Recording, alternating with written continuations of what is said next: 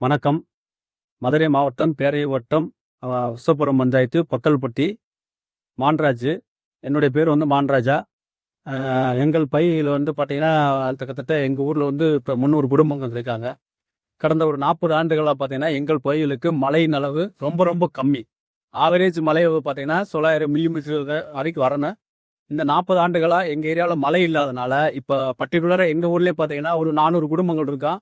இந்த மழையை நம்பி சுற்றி உள்ள விவசாய வேலைகளை நம்பி ஒரு 100 குடும்பங்கள் மழை இல்லாதனால இப்போ வெளியூருக்கு அங்கங்கே திருப்பூர் அங்கங்கே வேலையில் தேடி எல்லாருமே போயிட்டாங்க. அதனால் பார்த்தீங்கன்னா கவர்மெண்ட்டு வைகை அணை தண்ணி உபரி நீரை உசிலம்பட்டி வரைக்கும் ஆல்ரெடி வந்துட்டு இருக்கு. அதை எங்கள் எலுமலை பகுதியில் உள்ள சுற்றி உள்ள கிராமங்களில் உள்ள கம்மாய்கள் நிரப்பிசா இந்த மழை தண்ணி, அதாவது விவசாயங்களுக்கு உற்பத்தி ஆகும்.